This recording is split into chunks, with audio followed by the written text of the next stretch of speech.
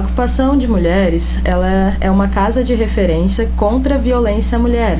Nós decidimos homenagear, né, Antonieta de Barros, por ela ser a primeira deputada mulher e deputada mulher negra no Brasil que lutou pelo direito e pela emancipação das mulheres, em todo sentido, tanto das mulheres que não tinham acesso ao estudo. Ela construiu cursos gratuitos para a comunidade, para que as mulheres possam se emancipar através da educação também, construiu políticas públicas que vinham de encontro com o que o povo precisava, o povo trabalhador, as mulheres, enfim. E por isso, nesse aniversário de morte nela, do dia 28, nós ocupamos essa casa para dar uma função social, pois essa casa ela já está seguramente há mais de 10 anos, né? A relato dos moradores lá próximo, que tem mais de 15 anos, na verdade, que ela está sem nenhuma função social, e muito pelo contrário, ela estava, né, sendo utilizada como ponto de drogas, estava sendo utilizado para poder, enfim,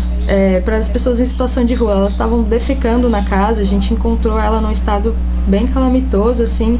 Teve relatos também das trabalhadoras que iam por próximo, assim, trabalhar lá. Elas passavam de madrugada e tinha pessoas em situação de rua até ejaculando em cima delas. Então, aconteceu muita coisa pesada naquele espaço, então por isso que a gente decidiu, naquela área central, ocupar, porque, assim, nós sabemos que a demanda da cidade e do estado, ela é gigante, e o equipamento público que tem aqui, infelizmente, ele não consegue amparar todas essas mulheres, até porque a gente sabe dessas deficiências, né, que ele funciona o CREMV, por exemplo, funciona das 8 da manhã até as 5 da tarde, em horário comercial, e infelizmente as mulheres não sofrem violência no horário comercial, né? A gente sabe estatisticamente que isso acontece de noite e aos finais de semana em grande parte.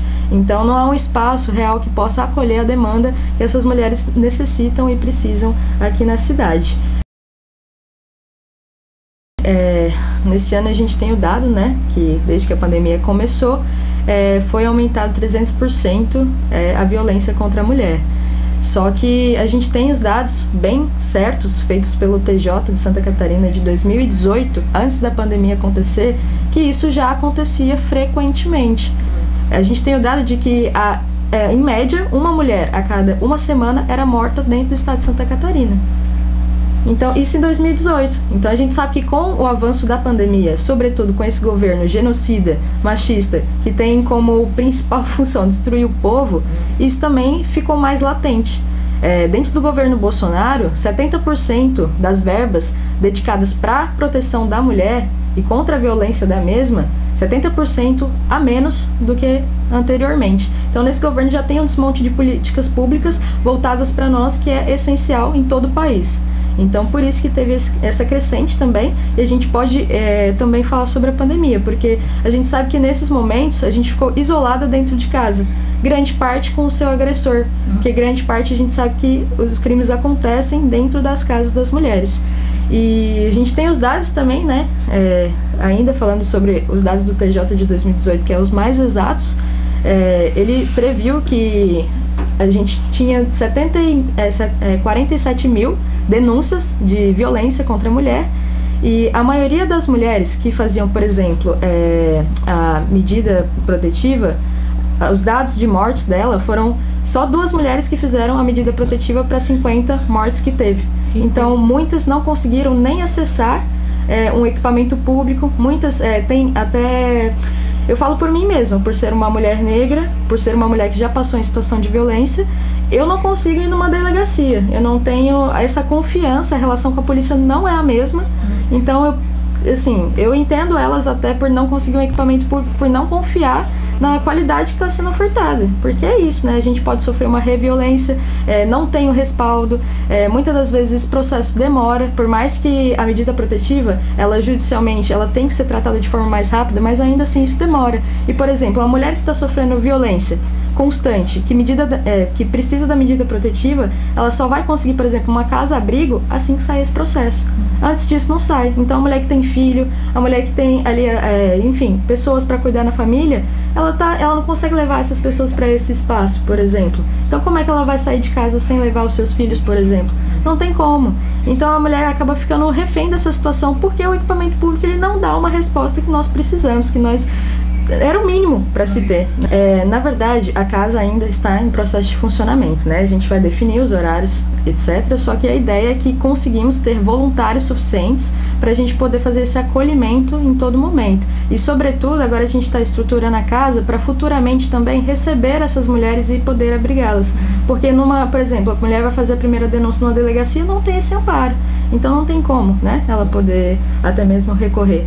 Então a gente está criando todo esse abrigo para ela, mas não no sentido só de assistência, sim, sabe? Não no sentido de prestar aquela assistência e acabou, porque a gente precisa emancipar as mulheres para que elas saiam desse ciclo de violência, sobretudo.